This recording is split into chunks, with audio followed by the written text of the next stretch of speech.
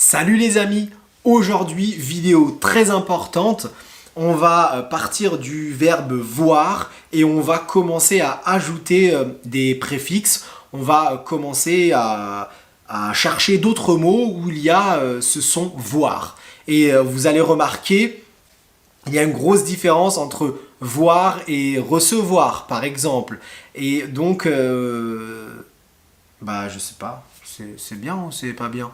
Tu me dis dans les commentaires si c'est intéressant pour toi de connaître ces différences. Alors j'en ai choisi 6. Si tu en as d'autres, si tu as des idées, n'hésite pas à me les mettre dans les commentaires.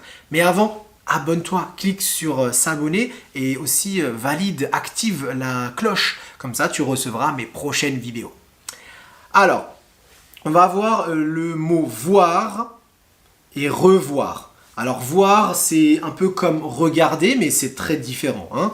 Donc voir, c'est visualiser quelque chose, mais sans grande attention, sans grande énergie, d'accord? Voir quelque chose, vous savez ce que c'est. Revoir, c'est encore revoir une chose, hein. La voir une fois et encore une fois. Revoir comme au revoir, quand on dit au revoir, donc c'est à bientôt, on se revoit bientôt. Ensuite, vous avez donc avoir, bien sûr. Avoir quelque chose, d'accord? Avoir quelque chose. Reste bien jusqu'à la fin, car à la fin, j'explique les mots les plus importants et compliqués. Donc, avoir, c'est clair, j'ai, tu as, il a, nous avons, ok, c'est clair. Ensuite, vous avez donc le mot, le verbe que j'ai évoqué au début, c'est recevoir. Hein, vous voyez, à la fin, il y a voir. Recevoir, qu'est-ce que cela signifie? Eh bien, si vous envoyez quelque chose, par exemple, vous envoyez un colis, un paquet, une lettre, hein, vous l'envoyez à un ami, et donc cet ami va recevoir votre lettre. Il va recevoir cette lettre, donc la poste va apporter cette lettre chez lui et il va recevoir. C'est très intéressant parce que ce verbe, quand vous le conjuguez au passé composé, on va dire « j'ai reçu une lettre ». J'ai bien reçu la lettre que tu m'as envoyée, par exemple. J'ai reçu.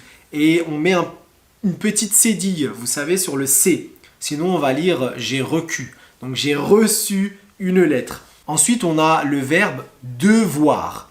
Devoir, je dis bien devoir et c'est pas dévoir.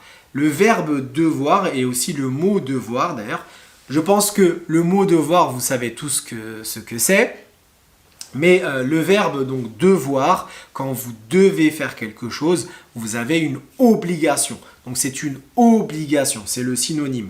Être obligé de faire quelque chose, un devoir. Vous avez aussi les devoirs et les droits. Vous avez des droits, vous pouvez faire quelque chose, vous avez le droit de faire quelque chose. Et vous avez aussi les devoirs. Vous devez payer par exemple des impôts, un devoir. Ok ?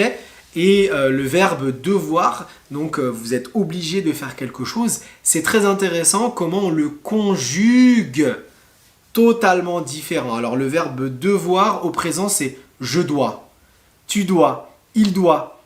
Et ensuite vous l'entendez ici, nous devons, vous devez, ils doivent. Et au passé composé, c'est encore mieux. J'ai dû avec un accent circonflexe, un petit chapeau sur la tête. J'ai dû, tu as dû, il a dû, etc. Et donc à chaque fois c'est dû. Tout simplement dû.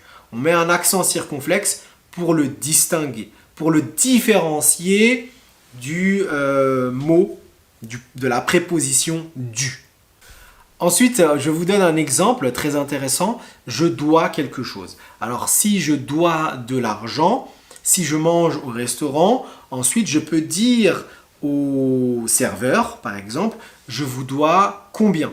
Combien est-ce que je vous dois? Je te dois de l'argent. Donc je dois te donner de l'argent. Je suis obligé de te donner de l'argent contre un service. Tu m'as donné un service, par exemple, et je te dois de l'argent. Je dois te donner de l'argent. Combien est-ce que je vous dois?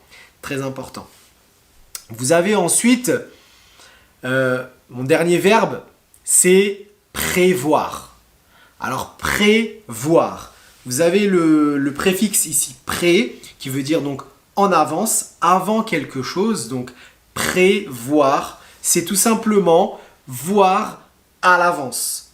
Prévoir quelque chose, une prévision. Par exemple, dans une entreprise, vous devez prévoir combien un projet va vous coûter, combien cela va coûter en argent.